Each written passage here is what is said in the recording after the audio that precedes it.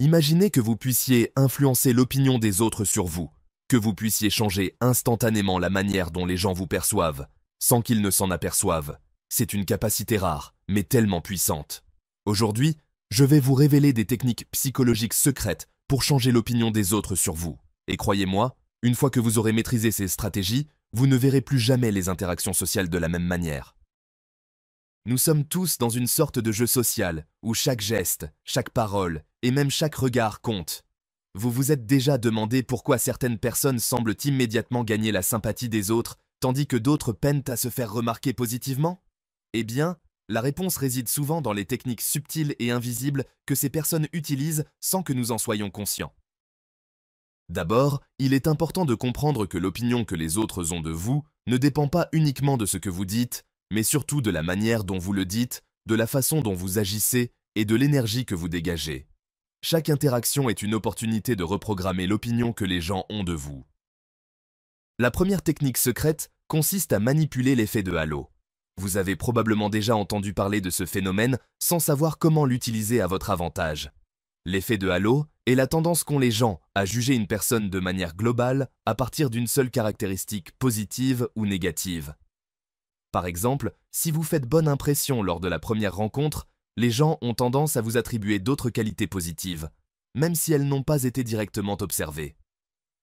Si vous êtes perçu comme sympathique, intelligent ou drôle lors de vos premières interactions, les autres seront plus enclins à vous attribuer ces mêmes traits lors de futures rencontres.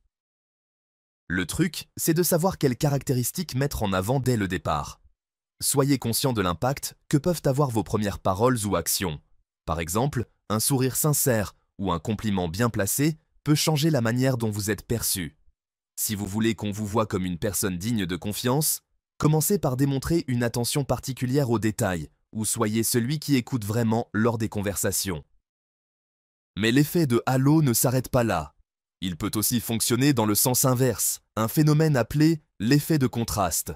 Si vous arrivez après quelqu'un qui est particulièrement antipathique, les gens seront automatiquement plus enclins à vous voir sous un jour favorable, même si vous n'avez rien fait de particulier. Profitez de ce phénomène pour augmenter votre attrait en étant toujours celui ou celle qui apporte une énergie positive dans n'importe quel environnement. Passons maintenant à la deuxième technique secrète, la règle des miroirs. Nous avons tous une tendance naturelle à nous rapprocher des personnes qui nous ressemblent, que ce soit au niveau des valeurs, des croyances ou même des comportements. Ce phénomène est appelé le mimétisme. Vous pouvez l'utiliser pour créer des connexions instantanées.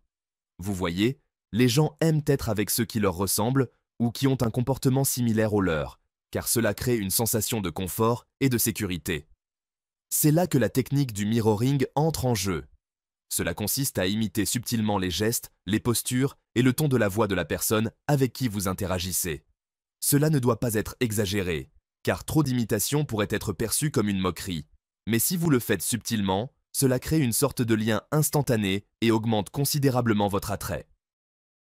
Imaginez que vous êtes dans une réunion et que vous commencez à imiter discrètement les gestes de votre interlocuteur, sa posture ou même son rythme de parole. Au bout de quelques minutes, vous verrez qu'ils commenceront à vous percevoir comme quelqu'un de proche et agréable. Cette technique peut être utilisée dans des contextes sociaux ou professionnels pour rapidement gagner en popularité et en influence. Mais attention, l'important ici est de rester subtil, sinon vous risqueriez de paraître artificiel et de perdre cet effet magique. Maintenant, laissez-moi vous parler d'une autre technique psychologique qui est un véritable jeu de pouvoir, la dissonance cognitive. Cela peut paraître complexe, mais je vais vous l'expliquer de manière simple. La dissonance cognitive survient lorsque les actions d'une personne ne sont pas alignées avec ses croyances ou ses valeurs. Cela crée un inconfort mental. Par exemple, si une personne qui se considère comme généreuse agit de manière égoïste, elle ressentira une tension interne. Cette tension pousse la personne à réajuster ses croyances pour être en harmonie avec ses actions. Comment cela peut-il changer l'opinion des autres sur vous? Eh bien, si vous parvenez à provoquer une dissonance cognitive chez quelqu'un de manière subtile, vous pouvez les amener à modifier leur opinion sur vous sans qu'ils en aient conscience. Prenons un exemple. Si quelqu'un vous perçoit comme une personne arrogante, Vous pourriez provoquer une petite dissonance en agissant de manière humble et généreuse. L'inconfort que cela crée peut les amener à reconsidérer leur jugement et à vous percevoir sous un jour beaucoup plus favorable. L'important ici est de ne pas exagérer, car cela pourrait paraître manipulatif. Utilisez plutôt des gestes simples, comme offrir de l'aide sans rien attendre en retour, ou reconnaître une erreur que vous avez faite, même si cela ne vous dérange pas particulièrement. Une autre technique, un peu plus avancée, consiste à utiliser la réciprocité. La réciprocité est l'un des principes psychologiques les plus puissants et les plus anciens, utilisés dans de nombreuses cultures à travers le monde. En gros, cela signifie que lorsque vous faites quelque chose de bien pour quelqu'un, cette personne ressent l'obligation de rendre l'appareil. Vous pouvez utiliser cela à votre avantage de manière très stratégique. Par exemple, si vous voulez que quelqu'un vous voie sous un jour positif, commencez par lui faire une petite faveur. Cela pourrait être quelque chose de simple, comme offrir un café, aider à porter un colis, ou même offrir un compliment sincère. Ces petites actions provoquent chez les gens un sentiment de gratitude qui les pousse à rétablir un équilibre en vous percevant de manière plus favorable. Mais attention, encore une fois, ne soyez pas trop évident dans votre intention. Vous ne voulez pas que la personne se sente obligée de vous rendre l'appareil, mais plutôt qu'elle le fasse naturellement, en ressentant un besoin inconscient de vous donner quelque chose en retour, comme de la sympathie ou de la bienveillance. Une autre méthode efficace est d'utiliser la psychologie du groupe. L'être humain a une forte tendance à être influencé par le groupe auquel il appartient. Si vous voulez changer l'opinion des autres sur vous, essayez de vous entourer de personnes influentes ou respectées. Les gens sont plus susceptibles de vous voir positivement si vous êtes perçu comme faisant partie d'un groupe de confiance. C'est ce qu'on appelle la conformité sociale. Cela ne signifie pas que vous devez vous entourer uniquement de gens influents ou populaires, mais que vous devez vous assurer que vos propres comportements et attitudes reflètent les valeurs positives du groupe auquel vous souhaitez appartenir. Si vous arrivez à être perçu comme quelqu'un qui contribue positivement à un groupe, alors l'opinion des autres à votre égard changera presque instantanément. Cela est particulièrement puissant dans des environnements sociaux ou professionnels où l'appartenance à un groupe a un fort impact sur les perceptions des individus. Enfin, la dernière technique secrète que je veux vous partager est le pouvoir des histoires. Les gens aiment les histoires. Elles captivent l'esprit, elles séduisent l'émotion et, lorsqu'elles sont racontées de manière authentique, elles peuvent changer radicalement l'opinion des autres sur vous. Lorsque vous racontez une histoire personnelle, mettez en lumière des moments où vous avez surmonté des obstacles, agi de manière généreuse ou pris des décisions courageuses. Les gens se souviennent de la manière dont vous leur avez fait ressentir une émotion à travers votre histoire, et ils commenceront à vous voir sous un jour beaucoup plus favorable. Tout réside dans le fait que les histoires sont un moyen puissant de vous humaniser aux yeux des autres. Elles vous permettent de montrer vos vulnérabilités, mais aussi de faire ressortir vos qualités et vos valeurs. En partageant des histoires qui parlent à la fois de vos réussites et de vos échecs, vous permettez aux autres de se connecter à vous de manière plus authentique et plus profonde. En résumé, changer l'opinion des autres sur vous ne réside pas dans un seul acte isolé, mais plutôt dans une série d'actions et de stratégies subtiles que vous appliquez au quotidien. Utilisez l'effet de halo, le mirroring, la dissonance cognitive, la réciprocité, la psychologie du groupe et l'art des histoires vous permettra de créer des impressions durables et de transformer radicalement la manière dont les autres vous perçoivent. Mais rappelez-vous, tout est dans la subtilité. N'essayez pas de manipuler les autres, mais plutôt de créer des connexions sincères et de donner une image authentique de vous-même. Alors, êtes-vous prêt à changer l'opinion des autres sur vous de manière discrète, mais incroyablement puissante? La clé, c'est de maîtriser ces techniques psychologiques et de les utiliser avec finesse. Maintenant que nous avons couvert quelques-unes des bases, il est crucial de plonger encore plus profondément dans des stratégies qui vont non seulement affiner votre compréhension, mais aussi maximiser l'impact de votre présence et de vos interactions. Si vous voulez vraiment changer l'opinion des autres sur vous, il faut aller plus loin et comprendre les mécanismes subtils qui opèrent dans la psychologie humaine. Ces stratégies ne sont pas seulement des astuces, mais des façons de s'intégrer dans le subconscient des autres et de laisser une empreinte durable. L'un des aspects les plus fascinants du comportement humain est la consistance psychologique. Les gens aiment voir des traits de caractère cohérents et prévisibles chez ceux qui les entourent. Cela nous amène à la puissance de la congruence. Si vous voulez qu'on vous perçoive positivement, il faut que vos actions soient alignées avec vos paroles. L'incohérence entre ce que vous dites et ce que vous faites crée un malaise. Par exemple, imaginez une personne qui se vante de sa capacité à écouter attentivement, mais qui, lors des conversations, interrompt constamment ou ne prête pas attention. Cela crée une discordance dans l'esprit des autres, ce qui a pour effet de nuire à leur opinion à son égard. C'est donc dans la constance que réside une clé essentielle pour gagner la confiance des autres. Le fait de montrer que vous êtes fidèle à vos valeurs, même dans des situations complexes ou stressantes, donne l'impression que vous êtes une personne sur laquelle on peut compter. Cela renforce une image positive, car l'esprit humain préfère les personnes prévisibles, capables de suivre un certain code de conduite. C'est d'ailleurs pour cette raison que les leaders charismatiques ou les personnes très influentes sont souvent perçus comme ayant une grande constance dans leur comportement et leurs opinions.